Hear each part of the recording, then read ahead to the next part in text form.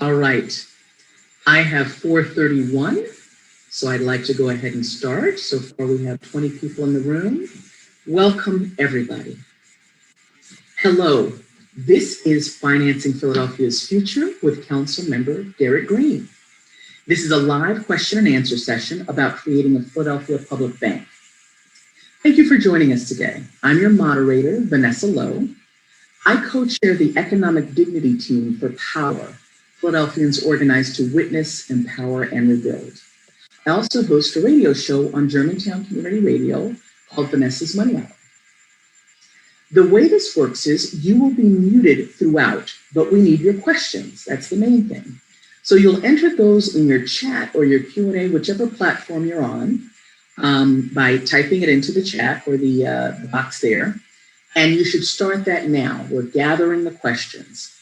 Our hosts, Kyra Harris and Peter Winslow, will be gathering those questions and then asking them of our guests. Refer to the chat for any additional instructions and information. Note that you should use the speaker view. That way the person who's speaking will have the largest real estate on your screen, and then the others will still show on the side. All right? All right, welcome. So when you're submitting a question, please give us at least your first name and your neighborhood. We'd like to know where people are joining us from. And let us know if there's a particular person, whether it's Councilmember Green or our guest who you're asking the question of. All right, we only have 30 minutes, so let's go ahead and jump in. Let me introduce the person who's responsible for this, in collaboration, I should say, with the Philadelphia Public Banking Coalition. This is our fourth one of these. They happen every month. And, I think we're getting better every time. They're great. So Councilmember Derek Green, he is serving a second term as City Council Member at Large. Councilmember Green has a background in banking and a deep commitment to sustainable economic development, particularly for Philly's Black and Brown neighbors and neighborhoods. He chairs the committees on finance and disabilities. His top legislative priority is the establishment of a Philadelphia public bank. And legislation was submitted to City Council January 28th. It is in front of City Council, and we use this forum each month to get updates on that. So we'll get an update in a moment. But let me introduce our guest this week, and that is Maryrose Myrtetus. She's the executive director of the recently established Philadelphia Green Capital Corporation. The PGCC is the Green Bank affiliate of the Philadelphia Energy Authority, and it works in support of the authority. Its mission is to drive a robust and equitable market for clean energy efficiency, storage, and generation in Philadelphia. They do this by connecting projects to public, private, and philanthropic capital. PGCC will use proven green bank tools to unlock capital for clean energy projects and will bring new financial products to the Philadelphia region's clean energy economy. With that, I turn it over to Councilmember Green. Well, thank you, Miss Vanessa. I should call you the mistress of finance and public banking. You do a great job with your soothing and calm voice that must come from your background on G-Town Radio. But it's a pleasure to be with all of you again for this conversation. I'm really excited to have Maryrose with us to talk about the Philadelphia Green Capital Corporation. One of the things we've talked about regarding the public banking initiative is how we can provide access to credit for small businesses in our city, especially those in our Black and Brown communities. But also, I think the benefit of a public bank can also provide opportunities to provide resources for hard to lend to entities like co-ops, and we've talked about PAC at the Philadelphia Area Cooperative Alliance in the past, but also emerging areas of technology and alternative energy. And that's why I think it's a great opportunity to partner and have this conversation with Maryrose about what's happening through this new entity, which is an affiliate of the Philadelphia Energy Authority. In reference to the public bank work that we've been doing, we've since retained Holland and Knight. And so we've been meeting with Holland and Knight. We had a conversation just yesterday with advocates, many from the Philadelphia Public Banking Coalition, and we're continuing to broaden the conversation. And now we're really getting into some of the meat of the legal work in reference to how we can make this initiative here in the city of Philadelphia very vibrant and really help to fulfill its mission. But I think the opportunity to partner with great organizations like the Philadelphia Green Capital Corporation is a great opportunity to expand the work of the public bank, especially for those other perspectives that we have not talked about as much, but are definitely very vital to this initiative, especially in reference to alternative energy. And the Philadelphia Energy Authority has done a lot of great work in that regard. And I look forward to an ongoing partnership with Maryrose and her team. Maryrose, while we have some questions get teed up, I've seen a couple come across. Why don't you give us some opening words? And please do mention, because I didn't give you much of a bio, your very interesting internship that you had. Yes. Well, thank you all so much. Councilmember Green, thank you for the opportunity to be here today. Vanessa, thank you. And the Philadelphia Public Banking Coalition, thank you all for the chance to talk to you. So my name is Maryrose Myrtetus. As Vanessa said, I am the Executive Director of the Philadelphia Green Capital Corp, which is the Green Bank affiliate of the Philadelphia Energy Authority. The Philadelphia Energy Authority is a municipal authority created by City Council to promote and grow and support the clean energy and energy efficiency markets here in Philadelphia. And we really see energy as a tool for impact across a number of different sectors. So we work on commercial, residential, institutional, and municipal projects. And our Green Bank affiliate, the Philadelphia Green Capital Corp, will do the same.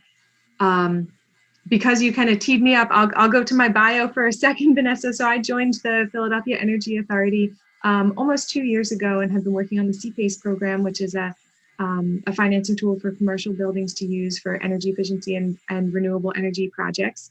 Prior to that, I was working in renewable energy finance and M&A for a number of years. 10 years ago, actually, I interned in the Obama White House, which is, I guess, what you're probably teeing me up for, Vanessa, actually in now President Biden's domestic policy team and in his chief of staff's office, which was a wonderful internship and some of the most exciting 6 months of my life. Congratulations on that. Thanks. Jump ahead, Kyra, or Peter, do we have any questions yet that you'd like to put out there? Yes, we have a question from Dan Hoffman, essentially asking whether, Maryrose, whether it would be most beneficial to have another low-cost lender, or whether we might be better off with a loan guarantee entity that works with existing lenders, nonprofits, and for-profits, or a new equity partner, where you and the partner can buy out each other's interest on prearranged terms. Okay, so that's such a great question. So I barely even got into what we're going to be doing as a green bank, but one of the main philosophies of green banks is to crowd in capital, not crowd out. So if there's a place in the market for a new low-cost lender to come in, and because that lender, our green bank, which I want to actually just say, green bank is kind of an energy industry term, but it's not formally a bank. So it's a very different type of organizational structure than what we're talking about here with a public bank or with kind of commercial banks that some people may be familiar with. But I'll kind of casually use the term green bank to refer to our specialty financing entity that is designed to create, to grow markets for energy products and energy programs. So Philadelphia Green Capital Corp, the Green Bank, our goal will be to crowd in capital, to bring private capital, to bring public capital and philanthropic capital to the table to help get these projects financed. And if that means that we're providing credit enhancements or loan loss reserves or payment guarantees, we want to provide the tool that allows for other financing institutions to be able to scale these programs and products on the energy efficiency side and the solar side and with other technologies throughout the market. So it's a very fair question. I think one of the things about green banks is that they are very nimble in the number of tools that they can use, and we plan to use a number of kind of best practices from green banks across the country. follow-up question, but I want to make space for Kyra, who I think also had a question. Kyra, go ahead. Okay, we have a question from, the first one I see is from Jim from the Graduate Hospital area. Is there a possibility for the $1.4 billion from the Biden administration or the American Rescue Plan to provide some funds to capitalize a public bank? And Jim, that's a great question. Under the American Rescue Plan, we will receive as a city $700 million this year and another $700 million next year. All of those dollars from the American Rescue Plan must be spent by December 31st, 2024. One of the things that we're starting to really dive into with Holland and Knight as our outside counsel is trying to identify what's the amount of money that we would need to really capitalize the public bank for the goals that we're trying to achieve. So we're working on that as we speak. And I think there's going to be some opportunities as we go through the budget process this year, as well as going into next year, because we can always look to do a possible transfer ordinance. And then we also have next year's budget process to really identify what's the best source of funds to capitalize a public bank. All right, well, I'll tee up another couple of questions, but I'm going to follow up on how you were describing what PGCC would do. I'm actually involved with I work for a federal agency that has funded a project in Puerto Rico to try to spread solar energy as a concept. One of the key components that they're sort of doing, besides actually sort of installing microgrids so that, you know, it can start happening, is they're having to educate the financial community. And I would assume, maybe not to the same extent, but is that also going to be a piece of it? Because kind of like with cooperatives, banks know certain products. They know mortgages, they know, you know, homes for loans for small business, but green energy is not really a product yet, is it? Talk to us a little bit about that. That's a great question, Vanessa, and that's actually something that that we do anticipate having to do with a number of capital partners that we are currently talking to and plan to work with in the future.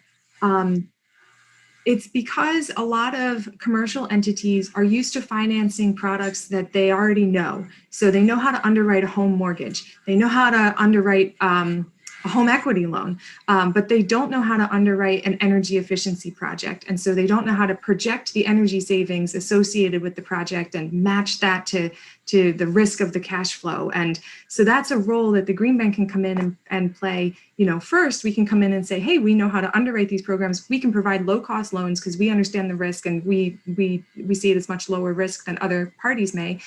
And we can partner with commercial entities to help them start to underwrite similar programs to open up the market to more and more participants. So that's definitely a component to it. Great. Thank you. And Vanessa, if I could follow up on that, one of the reasons why I think Maryrose is really great for this opportunity with the Philadelphia Green Capital Corporation, because of her work on CPACE, which is a way of getting commercial buildings to do more sustainable things, to make their buildings more sustainable and using less fossil fuels and greenhouse gas emissions, and also start to look at other types of alternative ways of energy, like solar. The Energy Authority has done a lot of work in this space to help more residents get access to these new technologies like solar and making their homes more sustainable. And that's kind of similar to what we're trying to do with the public bank, trying to find ways to make it easier for those entities that are not able to get access to credit, like some of our Black and brown businesses or our cooperatives or affordable housing developers, or those who want to be in alternative energy space like solar. So I think this is a great opportunity and a great potential partnership between what we're trying to do at the public bank and the Philadelphia Green Capital Corporation. Great, great. Kyra, let's go to you first. Do you have a question? Hearing nothing, I'll go over to... Sorry, I was muted. Apologize for that. Connie, I don't know if your question was answered given the last few remarks, but her initial question was, how does a green bank differ from a public bank? Connie, was your question answered, or do you need a little bit more elaboration on that? Much answered, but is probably a little bit different about how it's governed. I think they have different may be differences in that.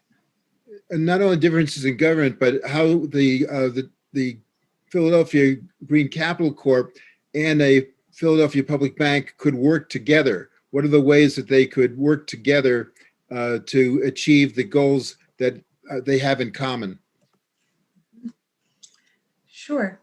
I can jump in and kind of Mhm. start, if that's okay.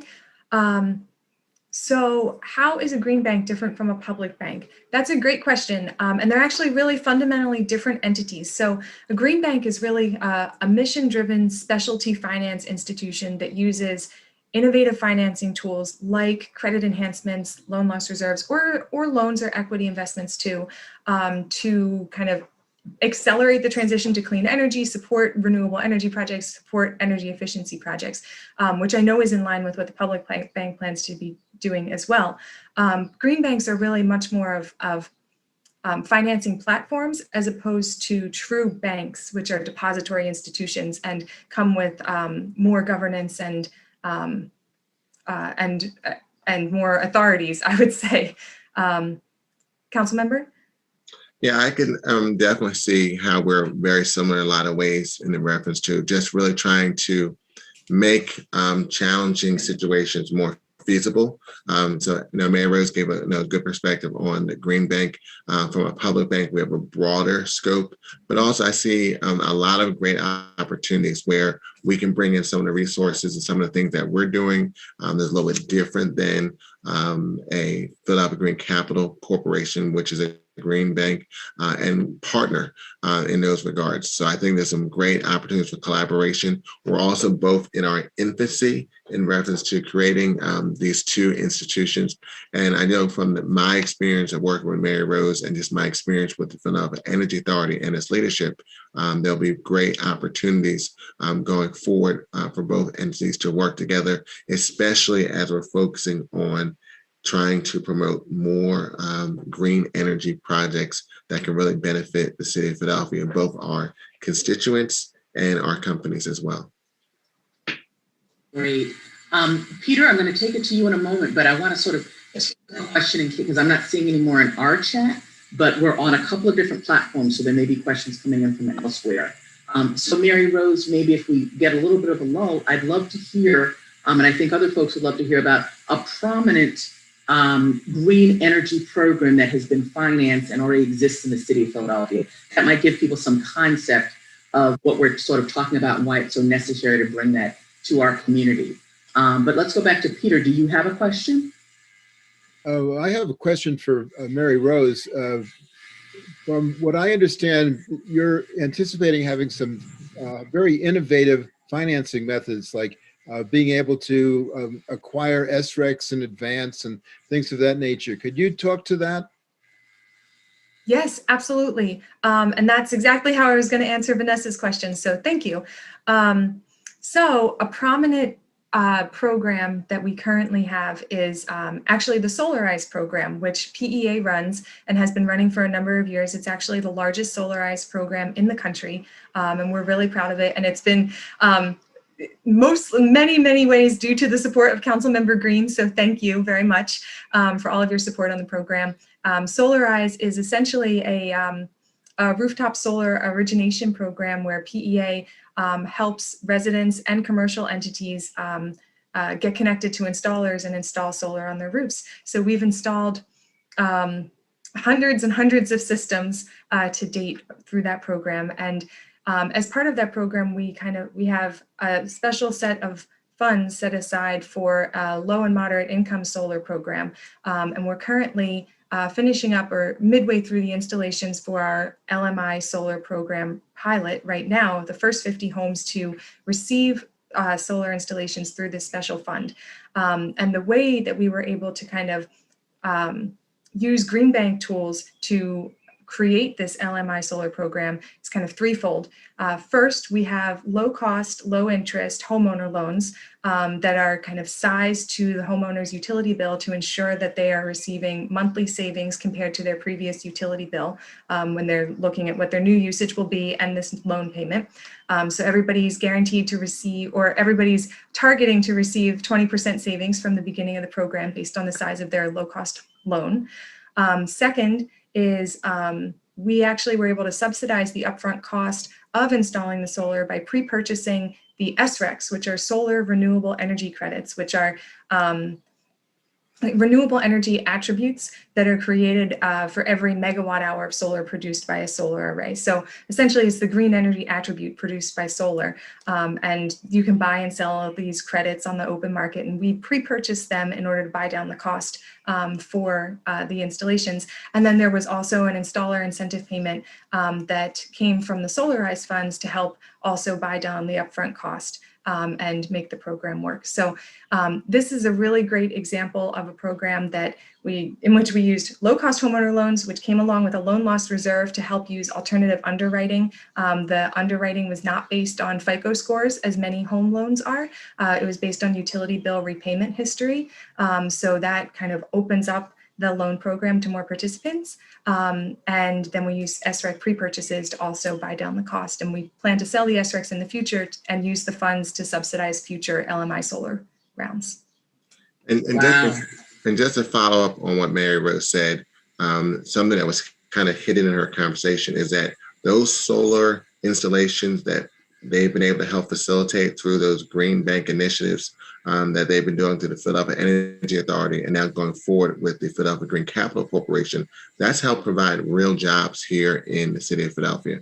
They provide opportunity for young people from communities of color to learn to not only install solar panels on residential homes, but start to grow an industry here in the city of Philadelphia, not only for their ability to learn that trade and craft, but also have the opportunity to start their own business and hire more people, just like through the public bank, where we're providing access to credit to help small business to grow, to be able to hire more people in our communities around the city of Philadelphia.